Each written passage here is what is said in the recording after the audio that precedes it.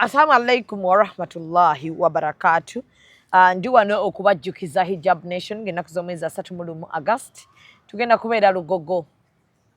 Twafunyeemu challenges awo naye nga bw'omanyi nti n'omubaka bwe yali atambuza enjiri y'obusiraamu era yafuna abamulwana. Era nga bw'omanyi nti n'omuwala osobola okugabibwa ssengaawo ku lunaku lw'embaga ate ye omu n'alaba nga akututta ate kati mugagga n'akyusaamu mayindi ate n'atandika okukukuba.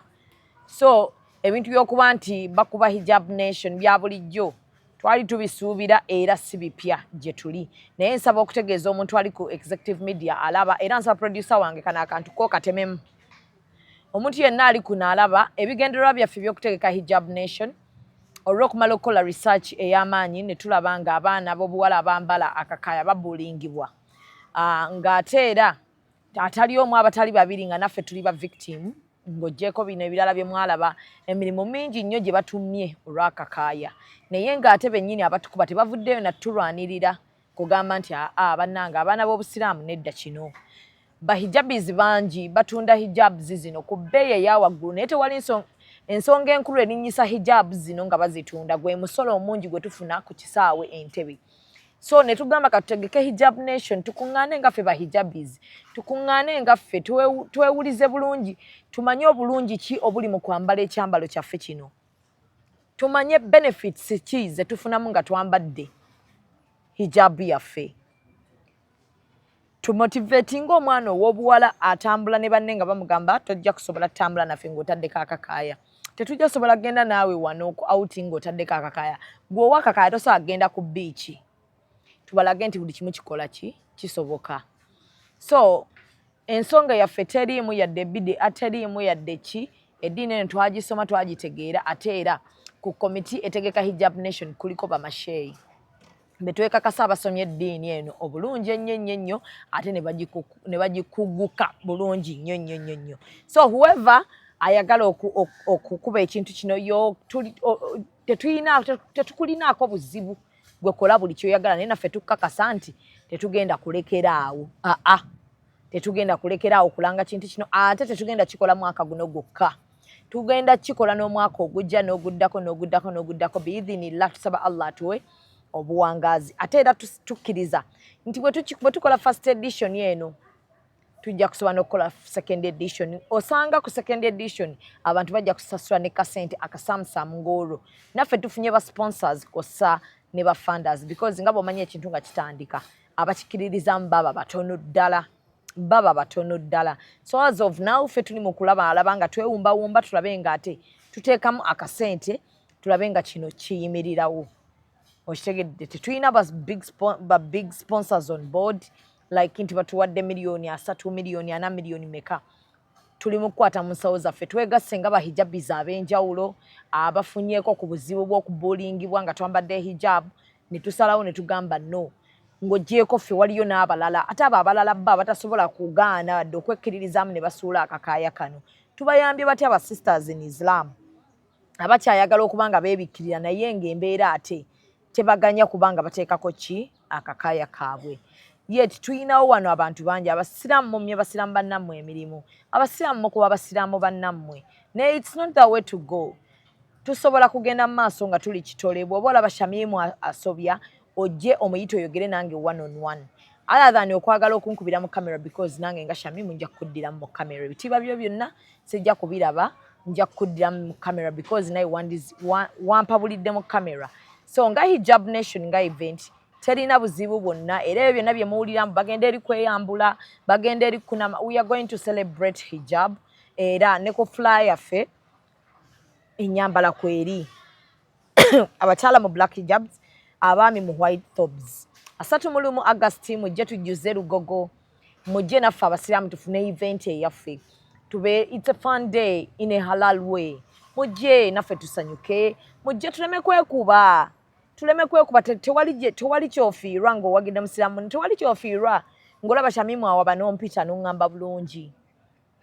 Abantu be twandirabiddeko ate bwe muba nga mutuvuma buvumi mba sibategeera.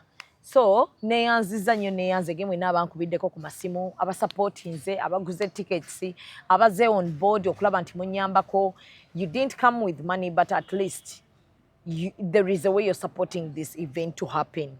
nsaba Allah mwenna abaddizeewo nsaba Allah era akkirize first edition yaffe ne bwe tubayo n'abawala ne baba babiri abagenda okukkiriza bagambe nti no with the benefits I get at the end of the day ngenda kufa ngenda bwomu naye at least kantandike bwenti kuba bw'oba oyambala bulungi bw'oba oyina akakayango oyambadde bulungi n'esswala kizibu nnyo okukuyitako. So asatu mu lumu August ffenna elugogo ku Millennium Grounds emitwalo 5 emitwalo 10 emmeeza ya miliyoni 3 Alibirds we ziri ena ku 8 mitwalo 35 yagala ekifo ku mmeeza enabaza simu kwe ziri ku flyoko kubako booking tickets zo nga bukyali ate gwe yagala tebe etuza abantu 8 kuliko ebyokulya n'ebyokunywa.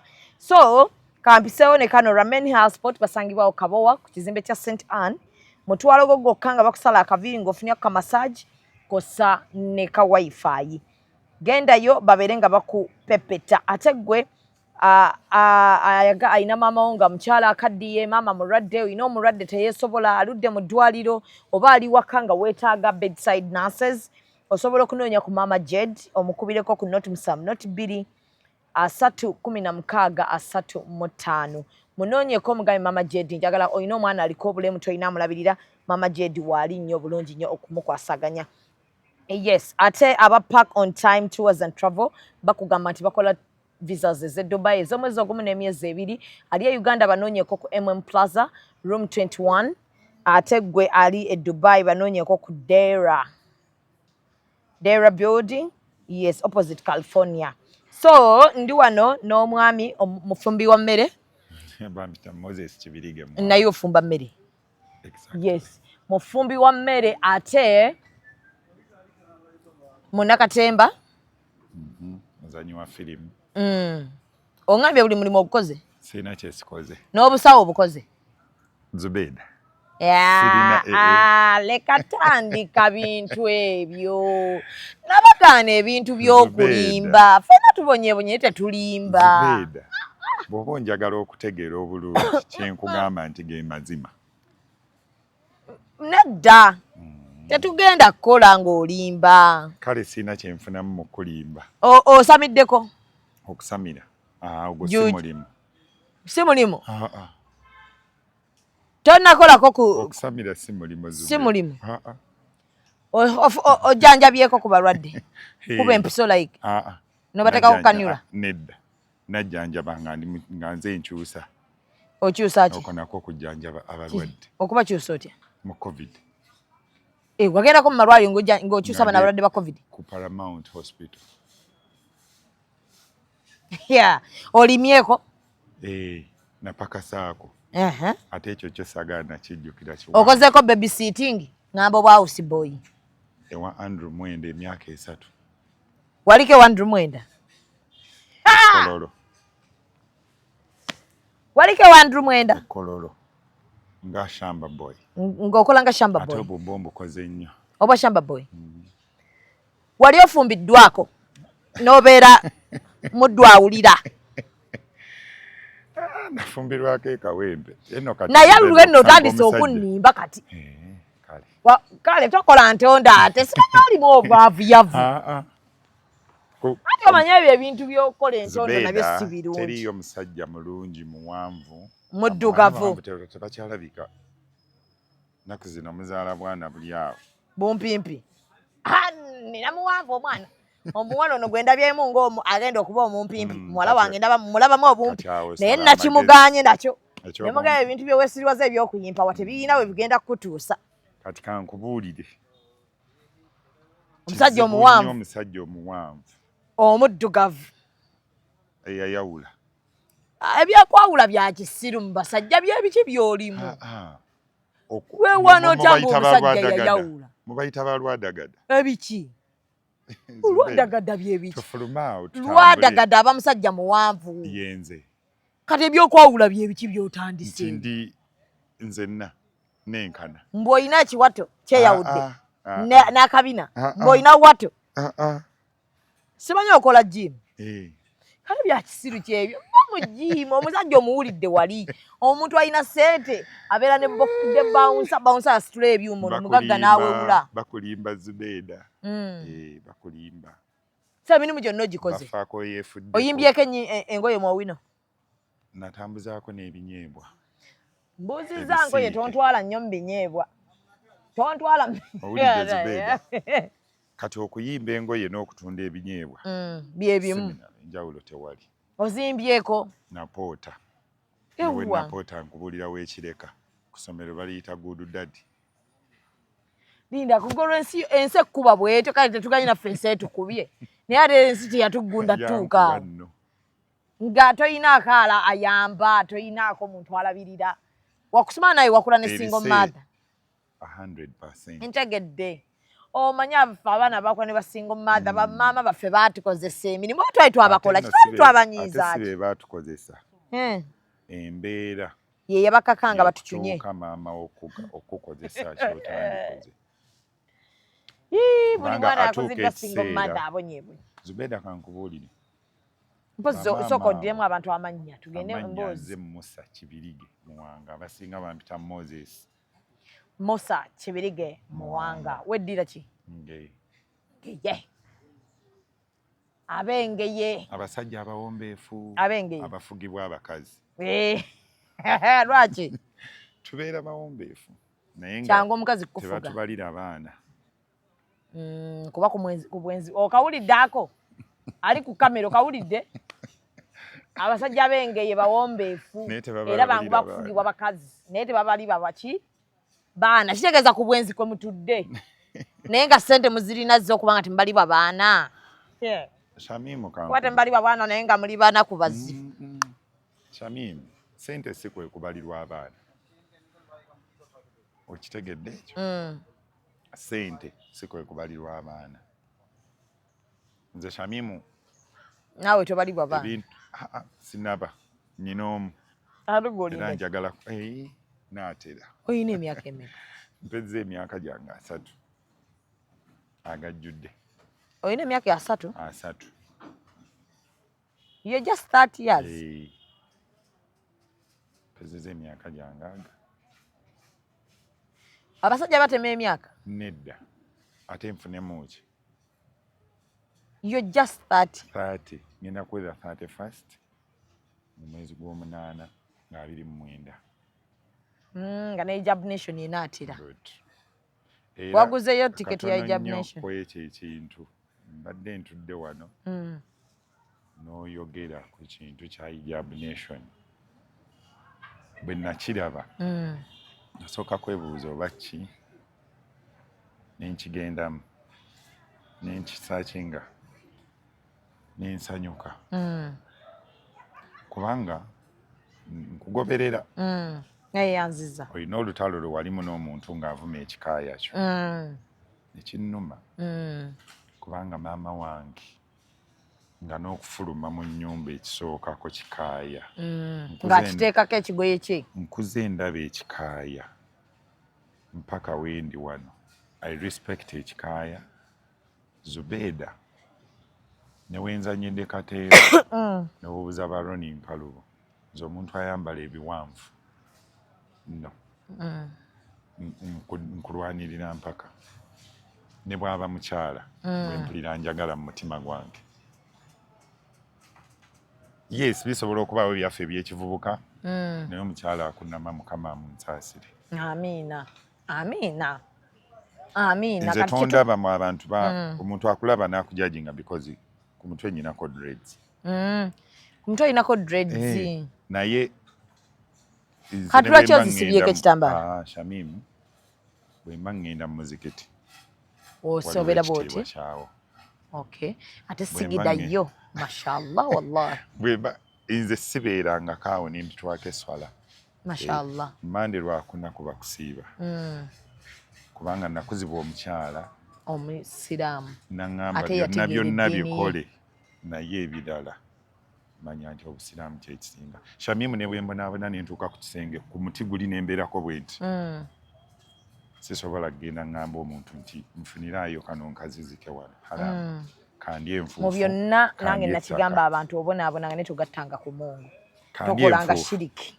Kati lwaki nkujjiddeyo akaakano Shamimu fe abasiraamu twabulwako we twekwata. Institution ez'abasiraamu ze zibeera wansi, amasomero g'abasiraamu ge gabeera wansi, omusiraamu agezaako okuleeta ekintu kibeereko ekibustingira abasiraamu baseeka bakikuba. N'oyogera ku musiraamu nno nti akoze ensobi gw'obeera omukyamu, abasiraamu baseeka kwegamba n'otunula kati ffe Hijab Nation bagikubyekubye dda era ne batuyita n'abakafiiri.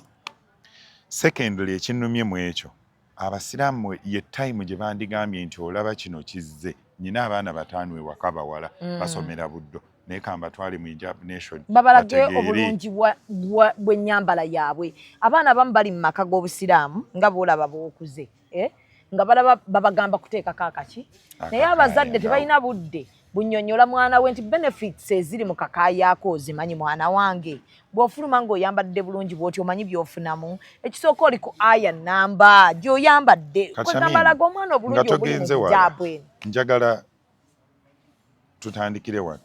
Tunuulira olumbe lw'omugenzi kati olubwama Allah amusaasire ebyamusobako. Ne bw'abeera mu Nakatemba nga yasembayo okubeera Shiba teyajja ng'ayambadde by'ayambadde. Yes. Lwaki yeebikkako? Lwaki ajja bw'atyo? Nze mu kubonaabona kwange ku Dwinton Road awo walingawo Daughters of Charity.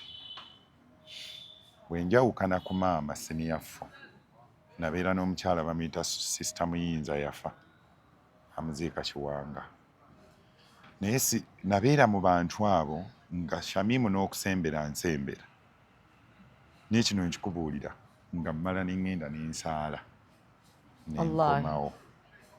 Kiki ekyakuyamba okusigaza enniiyo eyo n'ogamba wallahi wadde ensembedde wali naye ate kansaale? Maama wange yaŋŋamba nga tuli Kansanga eri Kabuuma, n'aŋŋamba olunaku lw'olimala nga tozze wano ku Yidi oba lw'olimala nga buli Friday sikulabyeko, manya nti okaafuwadde. Ninkula nga nkimanyi nti ekyokubiri, nze bwe nali njoyininga Katemba natandikiramu emitoozi eya Umaru Katumba.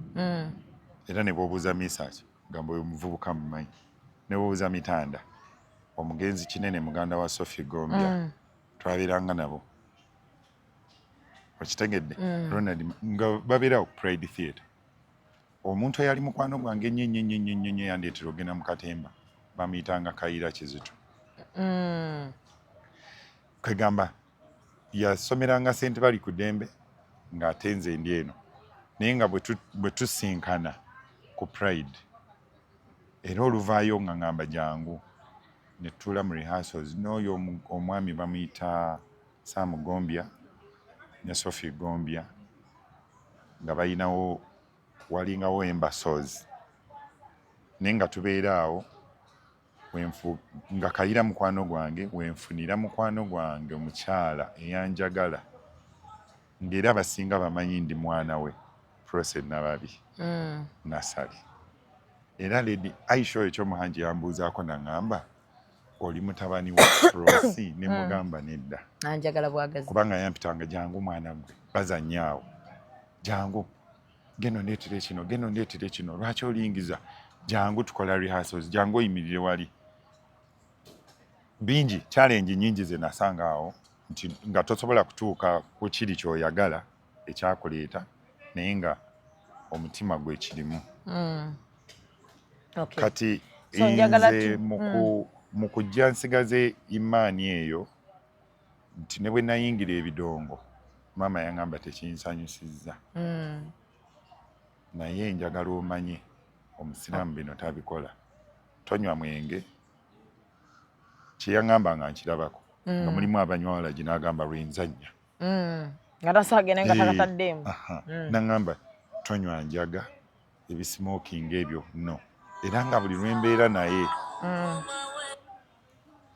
anko nsigiriza nkwate essimu eno. Wanji Rashid,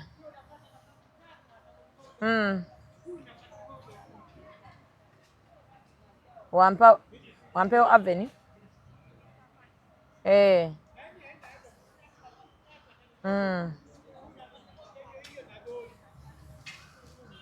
Nga tonnatuuka wano ku Dynasty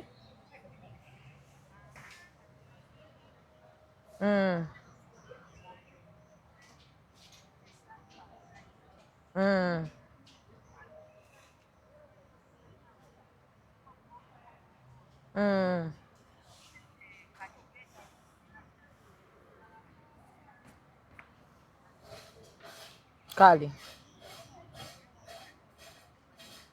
kati kanvuga enzito.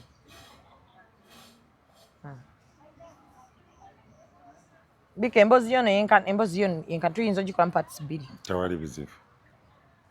Consolate atulita. Aha. Kati Mama nakugamba tonywa njaga tokola kine n'obitambulirako. Ate ekirala ky'olina okumanya ky'olina abazadde. Nze ne jjajjaawo kubanga maama nze okumubuuza ekirungi kyensaba abazadde nti bw'oba okuziza omwana nga single mother beera ng'omubuulira ekituufu nti kitaawe y'oyo wadde ffe tetukolagana kubanga kiba kibi nnyo omuntu omulala yo okuyita eno n'amugamba oba ne kibeera kibi nnyo omwana oyo n'akula nga famire eri endala tagimanyi so nga ate bw'agimanya aliya kisobola omuyamba okubeera unity with their brothers oba sisters. Ati maama ayinza okuba ayina ebimugaana okukugamba. Bibeerawo zibeeda kuba gye nenze nga nkula byendabye bisinga byendidde. Kati so kibeera ebyokulya nga tulya bingi. Nedda mukwano. Gwe byolabye bisinga byolaba bisinga byolya. Zibeeda bw'akakeedde amaaso galabye ebintu by'otasobola kujjukira. Ebimu sibijjukira na bijjukira. Naye ate byolidde gwe bw'oba ogenze kulya byolabye osobola okufa. So kaakati maama akuzaala aliwa? Maama yangendako. Maama yafa. Maama yafa. Twali tubeerawo e Kansanga. Maama akola mu katale. Abakyala b'e Kansanga abasinga bammanyi. Maama n'alwala. Tubeerako e Kaabumba ne bigaana ne mutwala ewa jjajja. By then nali nnyingidde senior 3. Era nze saaziika ku maama. Nakoma omulaba nga nali ngenda mu third term. Ne ngendayo naye nga Kawempa awo ewa Kate. Walingawo omwami. Maama bwe yava ewa Hajji gye yali afumbiddwa akuba teyazaalayo. Yali afumbiddwa eyo wa Sserubidde eyo. Ne ngendayo ne mulaba naye ng'embeera si nnungi ne nkomawo. Kati nali ngenda mu bibuuzo kubajjukira gwe tobaako n'ajja ku viddi tobaako naki. Kati omuntu gwe nali nkubiranga ennyo yali jjajja. Njogera naye jjajja alina omuntu gw'atuma n'ajja n'akulaba n'agenda oba n'otubwe bityo. Kati nagenda okumaliriza ate bwe nava ku ssomero mu ddalu eri oba ddalu oba nkiyite kubanga sadda waka nakwata bintu byange nga ngenda mu Ekatwe. Alina mukwano gwange bamuyita Medical Were bambi naye yafa. Ne famire ye ngitwalanga eyange. Baali bakola sigiri biki. Kati olw'okuba nalinamu elementi z'okufumba omwami yo nga bakola sigiri era be bakyazikola. Bwe navaayo bwe nagendayo mulaba n'aŋŋamba agenda Mbale mu exhibition. Ne mugamba n'aŋŋamba naye mbadde njala tugende ffenna sigiri zino tukole demonstration ekyenkoko biki ng'abantu balaba sigiri. Ne mugamba it's okay. Kati ne ŋŋamba kangende nkole bwe nnaamala okukola nfuneyo akasente ndyoke ngende ewa maama nange nga nnyina ki sente. Kati bwe nagenda mu Owino nali ngenze eggula bintu tuulayo ennaku nga 3 tugende. Nensanga omukyala ali mukwano nnyo gwa maama naye nga ye yava eka nsanga akola mu katale mu Owino. Tundanga nnyaanya ng'ogumala tebannaguziba nga batundira wano bwe bati. Ne ŋŋamba ye kamuyiteko bamuyitanga Lamula. Ne muyitako ne mubuuza bwe namala omubuuza nanga atuula wano. Ne mugamba bantumye mangu nanga nti tuula. Bakutumye eki ne mubulira bye ngenda okugula. Olwo olina emyaka emeka? Nali myaka nga 17, 16. Kubanga kyesobola kwerabira omukyala we wantuuza wansi n'aŋŋamba wagenzeeko e Kawempe ne mugamba nambuuza obeera wa ne mugamba mbeera Katwe mu Nkere. waliyo anko wange embeera naye naŋŋamba nga bitalo ne mbuuza ebyani nga omuntu omukulu ndowooza n'asandiwikinga atayagala kukola ki naŋŋamba genda ogula ebintu nampa mutabani we ntugenda ffenna ntugula ebintu bamuyita mu Rushidi kati ali US bwe twakomawo nimpumuza ebintu naŋŋamba njagala nkubuulire kino era ogende e Kawempe olabe maama tali bulungi kwanze kale kati nange bwe natuusa ebintu eka neŋŋamba Medi kangende e Kawempe ndabaani maama bambi omwami oyo Mukama amusasira ni mwami mulungi naŋŋamba atugende ffenna nange ndabe maama wo gy'akola ki gy'abeera ne mugamba kale era bwe yamaliriza yalina akamotoka dabo kabini ne tutuula jaamu yali mungi ndowooza twatukoba saawa emu kitundu oba bbiri tugenda otutuuka nasanga jjajja gy'ali nga tebannamuzaayo mukyala jjajja bwe yandaba n'akaaba ne baŋŋamba maama yafa yali alina ggwe wekka bwenti ate ne batakuleeta kuziika nga lwaki jjajja abiŋŋamba luvannyuma yali yayagala bannone ku ssomero naye abaaliwo ne bagaana nga bawa nsonga ki nange gye nali mubuuza jjajja naŋŋamba mugenda mubibuuza ne muganza atagenda tuula siniyafu tagenda kukola ki atali wala era bambi omwami oyo Hajirule headmaster wa Gombe kyamuluma nnyo n'agamba n'omwana oyo mwandimuyise kubanga n'omuleeta naye era Hajirule yaŋŋamba ze ntegeka za Allah ekyo kyo kyaliwo nga bwatu nga gwe tonnaba nakuzaalibwa tikijja kuba bwe kityo so kimanyire mu mutima gwo okireke kiyite nezibedde ebintu bizibu naliko ku posta awo omukyala nampitako nga yebikkiridde ebyo ebikaaya bye bavuma ng'afaanana maama nayanguwa natambula speed nenyimirira omukyala mu maaso bwenti ne ku nfaanana gye nali nfaana omukyala yeekanga alowooza oba ndi muyaayi ate by then nga nsulaawo ku Riverside nga sirina wembeera nga bwe tumala rehearsals Pride Theatre kayiira dde ewaabwe nze nenzikirira ku Riverside nensula backstage oba mu ntebe kyonna kyekiri era abaana b'omugavendo gwa nakula nabo nnyo nga we are sharing mostly Agnes nga Agnes antwalanga mu muganda waabwe era Agnes yaŋŋamba olina okuddayo osome nambuuza olinako abeewammwe ne mugamba nsobola okuba nga nnina naŋŋamba olina okuddayo okole ki osome so Zubeda obulamu tebugadde bwangu obulamu bwa single mom n'omwana buli so trauma kyova olaba Zubeda ffe abantu abakuze nga omuntu yenna bw'aba akuze nga alina single mom ng'ate okimanyi nti famire yange gyeri eri bulungi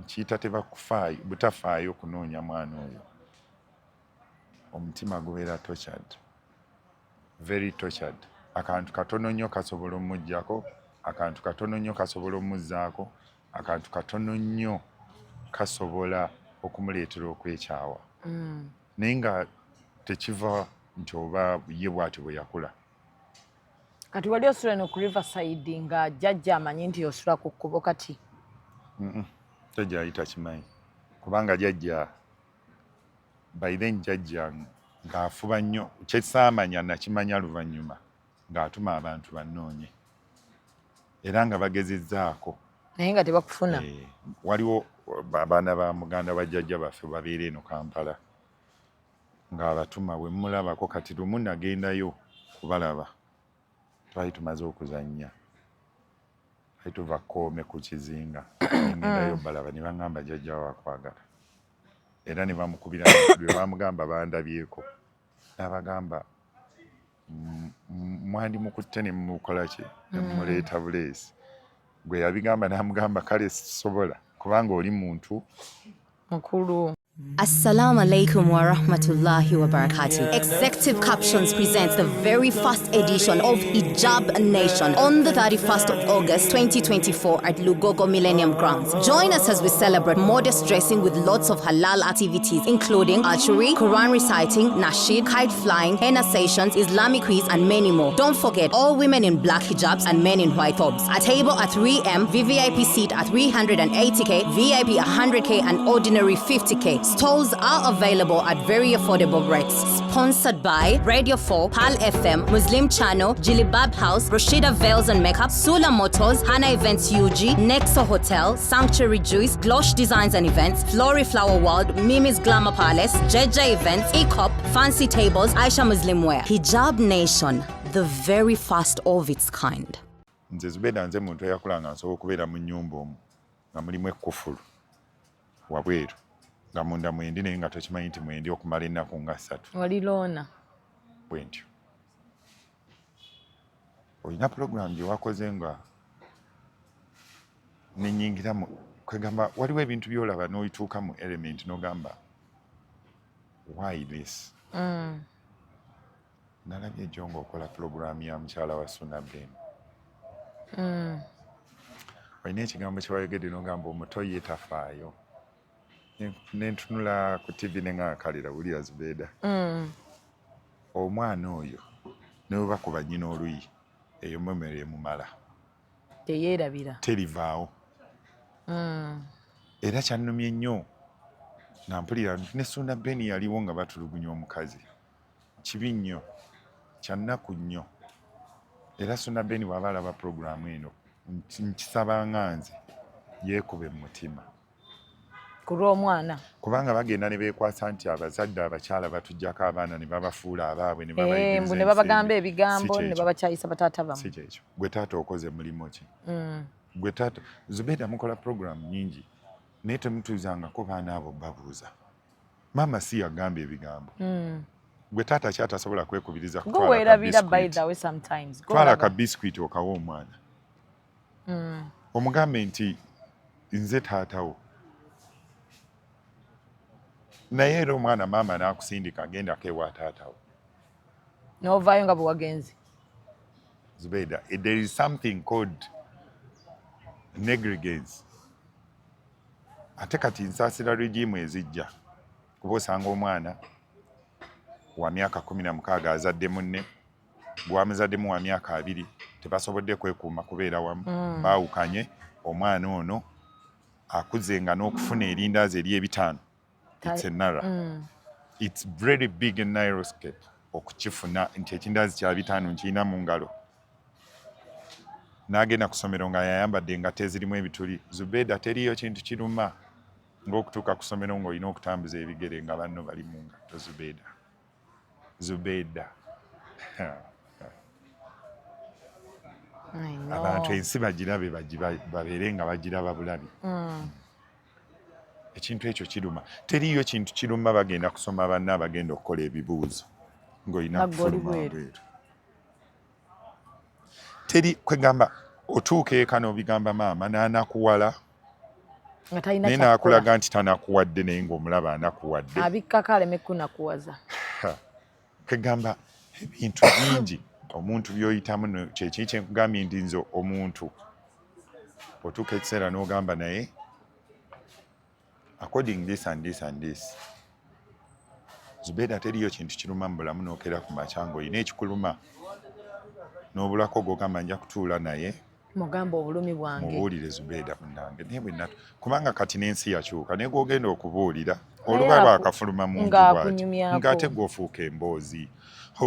Emboozi efadde ya 2 egenze kufuukayo abantu 5 6. So kati kibirigo liloona bwe nti naye Mukama bwe yannyamba nze mbeera versatile mu byange n'enzira eno era omuntu gwe natuulanga ne mugamba naye omanyi kino kiri bwe kiti yalinga Kayiira.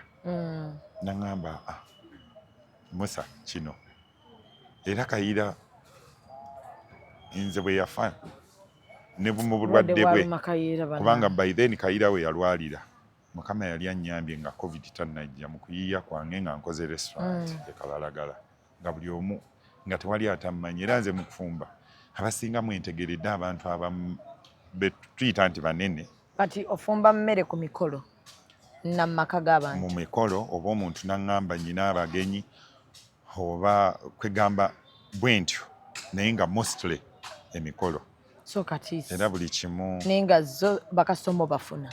Si nnyo. Kubanga leka nkubulire Zubeida, omuti gumu tegusobola kuzimba nju netuuka weeraga. Secondly, sometimes you need support. Teriyo Zubeida akola nawe wennyini oba watandika ekintu kino kyekiri ky'ogambye okitandika nga you need support ate oli bw'ava eri nakkuba ogwamu amaanyi. mu butuufu edda nga ndi muto nagamba ng'omuntu obeera otyawo n'olowooza okutta omuntu. Naye bwe nagenda nkula gye ngenze nga nkula nentegera nti omuntu ekimunyigiriza atuuka okugamba gundi vaawo tekiba na kinene. Zubeida omuntu ayinza okukunyigiriza n'ogamba naye kiki ennyo lwaki ate kati n'okutegnoga nti gundi mukwano gwange kyobola nja kwebaza omwami Zambaali Blasio oyo era bw'oba oyogera naye mugambe bambi Mukama amuwa omukisa.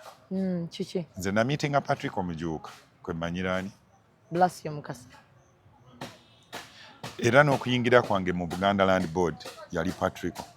Ntandika obbakolera egyo emikolo bamanya abamu banna Gwofumbira aba Buganda Land Board?